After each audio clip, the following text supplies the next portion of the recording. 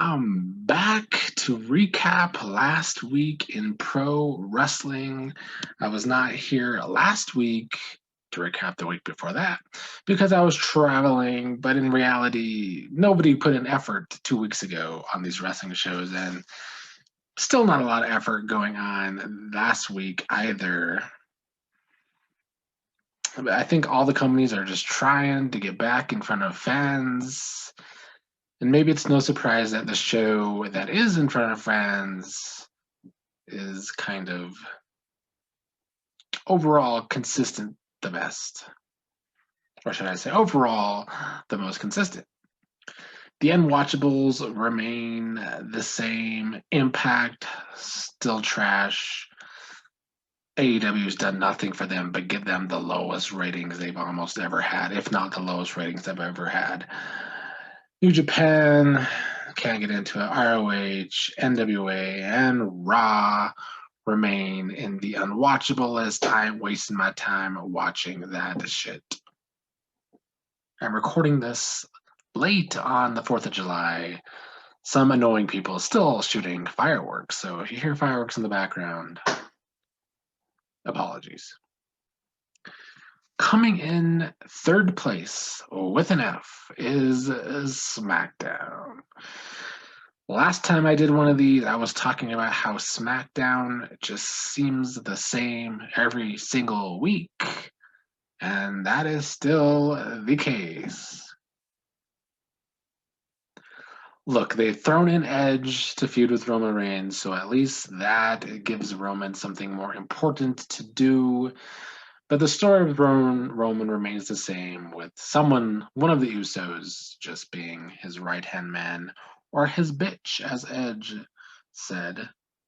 But everything else has become so still. We still have Bianca Belair and Bayley feuding. They are dragging this out until hopefully Bianca has something more major to feud with or to do going into SummerSlam. But they are keeping this feud alive for Money in the Bank, in where Bianca and Bayley will have an I Quit match. Shinsuke is still going against Corbin, Owens and Sami Zayn. It's just the same repetitive stuff every week. And I'm tired of it. I don't want to see the same thing every week. It was when I first started watching wrestling again, like a month ago. SmackDown was interesting, but when you see the same shit every week, you don't need to see it anymore. It's redundant. So they're clearly just spinning their wheels, waiting to be back in front of the fans, where hopefully SmackDown gets more interesting again. I don't know. And then they have Zelina Vega returning only for her to lose, so that doesn't really make sense. I don't know. Just not feeling SmackDown this past week. In second place is AEW. If there is a company that is trying, it is AEW, but they are failing. I gave them an F plus. I just had so many negatives this past week with AEW.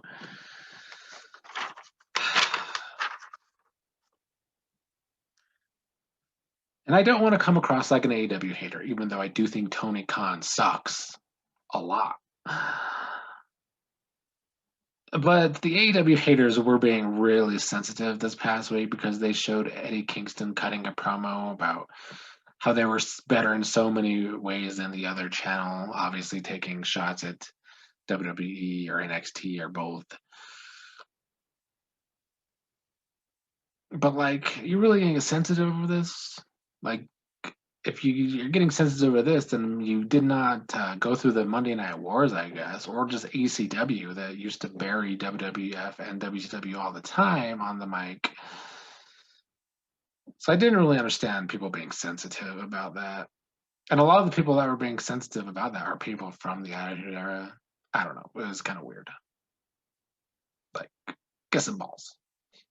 I just really like Kingston on the mic, though. I always have. He's always been great, a great talker. And there's not a lot of great talkers right now in the business. So Kingston is towards the top as far as promos go. Now, a problem I had watching Dark Elevation, there was this female wrestler I saw for the first time. I might mispronounce her name. It's like Rika Tanaka, something to that effect. Anyway, Rika has a great look. She has a great look. And I really liked her energy in the ring, but they showed her record, and I've had a problem with them showing records for this very reason. And she's 0-7. So they have this woman with a great look and great energy, and they just have her losing all these matches, and you instantly are not going to give a fuck about her. I don't care how much offense she got in this match against the former AEW champion. You're burying someone who looks better than the rest of your women's roster. So it's just another instance of these records being so dumb, and an instance of Tony Khan just failing with this women's division in AEW. The women's division in AEW is garbage. It is garbage. It is so sloppy. It is very uninteresting. They really suck at building these women up. It is bad in so many different ways. And this is another instance of why. I don't care how she's only been in the industry a couple years. Maybe she's green.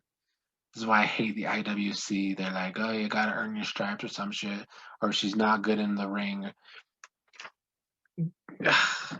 I don't know. I don't want to stay on that tangent, but they shouldn't be burying someone like Rika, who looks the part, looks good, and has a great energy, and could have a character if you really were, pushing characters these days. But none of these fucking companies push characters well. So Dynamite starts with the Young Bucks, bro. I will never be impressed with the Young Bucks. So that was a shitty way to start the show, in my opinion. But at least Penta and Kingston beat the Young Bucks. Somebody finally beating the Young Bucks. I guess they haven't lost for a long time. Before I continue on the rest of these negatives, in which there's kind of a lot, I'm going to go to the positives. I like the Ethan Page stuff with Darby Allin, them building to a coffin match. Haven't seen a coffin match or a casket match in a long time. They use their fucking records once again, showing Jungle Boy being the first AEW wrestler to 50 wins. Seems low. Hasn't Dynamite been around for like 2 years, but someone's only getting 50 wins? I'm pretty sure AEW's been around close to 2 years now. 50 wins just seems kind of low, but if you're really keeping records. But it's like whoop-de-doo, he's won 50 matches. But the good thing about this is that they're at least, giving a reason to still have him looking good, having a push. He's a likable wrestler, which is a positive. So they're keeping him strong, even though he just lost to Omega. AEW is doing a good job with Miro. He looks strong every single week. So they are building up Miro as this monster. We'll see if it actually goes somewhere or if it's just going to drag the fuck on. And that's about my only positives. Back to the negatives. Omega and the Dark Order. That was like, who gives a fuck? Who gives a fuck? I didn't. This next thing just proved how bad the women's division AEW is.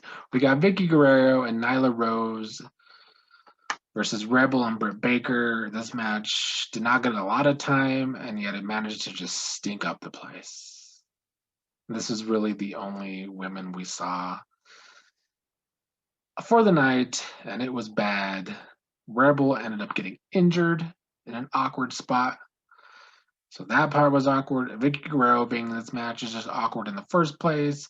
It was sloppy. It was stupid. I did not make me care even this much. Didn't even make me care this much about Nyla Rose and Britt Baker having a match. And then the main event, MJF, Sammy Guevara.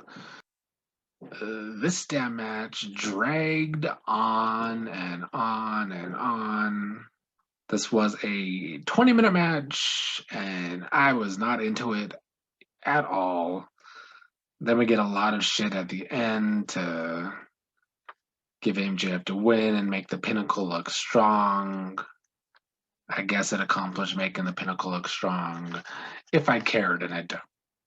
So AEW is trying but failing because they're just not making me care because shit's very sloppy or boring or just like Omega and the Dark Order. Like, why? I don't get the Dark Order at all. So I gave AEW an F+. Sorry. I like you're trying, Tony Khan, but it's really not that interesting to me as a new viewer to AEW. I've been watching for a month now. I don't want to completely bury AEW because, like I said, they are trying. They actually could be good, but they're just not for some reason. I don't know what it is, but it's not connecting with me. It's not. NXT remains at the top. They do have a crowd. I gave them a D+. Not that they're doing great, but they do have a crowd, and I feel like that helps. I love the women's tag match at the start of the show. They had great energy, a good pace, couple of missed spots, but I enjoyed Io Shirai and Zoe Starks, I believe, becoming the #1 contenders. I enjoyed Austin Theory and Gargano attacking Karrion Kross. That was a good little brawl towards the beginning of the show as well. Let's get to some of the negatives though and why it's only a D+. The follow-up, look, they have this new faction that they ended the show at last week, the Diamond Mine, I think. They come back this week and they give them jack shit. So this is your follow-up to a new faction? Is just Roderick Strong winning a squash match? That's fucking awful, bro. Come on. And just overall, I'm just really struggling with the supposed main eventers on NXT. I want to care about Kyle O'Reilly and Adam Cole. I don't. It's a pretty by-the-numbers feud. I guess Samoa Joe not helping Adam Cole, not in being the enforcer he's supposed to be when Kyle O'Reilly has him in a submission is humorous, but their overall feud, I just feel like Adam Cole's going to win, and then where does that leave Kyle O'Reilly? Just more squandered opportunities. Maybe I'll be wrong, though. Then we had the spot where Mercedes Martinez gets legit knocked out. That was very awkward. It was good on the ref, though, for they're stopping that match pretty quickly. So good on the referee there. And then that confrontation, I enjoyed the first confrontation between Gargano and Karrion Kross, but then that confrontation in the parking lot was awkward. That was like just bad acting from both of them. It's a big issue in pro wrestling these days is nobody can fucking act. So you do all these things and nothing looks legit. It's bad. Doesn't NXT supposedly have an acting class? They need to find a new teacher for that. But back to the positives of why NXT wins of the week again. The last two things that worked for me was LA Knight and Cameron Grimes making that stipulation for their match that if Cameron Grimes loses to LA Knight at Great American Bash themed NXT this coming week, tomorrow night from when this airs, then Grimes has to become LA Knight's butler. So that is hoping Cameron Grimes loses to become LA Knight's butler because there can be some good television with that angle, that storyline. If they go there, I could see that going many different ways. And it works because LA Knight just became the new $1 million man with his $1 million title, which is on the line in that match, and why Grimes has the stipulation.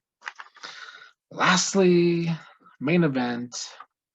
Swerve Scott versus Bronson Reed for the North American Championship. We get a new champion to end the show. Swerve becoming champion. I like this because I like Hit Row. I think there is money in this Hit Row group. It's a good gimmick. I like it overall. So NXT just has some gimmicks that work. They have some angles that work. They are trying. Last week they didn't try. Last week sucked, I thought. But this week was good. It's funny because I think I read reviews last week, even though I didn't do this show for the week before. And the 622 show, I feel like the IWC shit on. I mean, I feel like the IWC loved that show, but they kind of shit on it this week because this week was more angle heavy. Last week was more wrestling heavy. Bro, yeah, I mean, come on, guys. This is why the wrestling industry sucks. Because y'all just want match. Oh my God, give us good matches, give us good matches, give us fucking men's gymnastics. No. Give me angles, give me characters, give me some interesting shit. Right now, NXT has kind of the only interesting stuff working.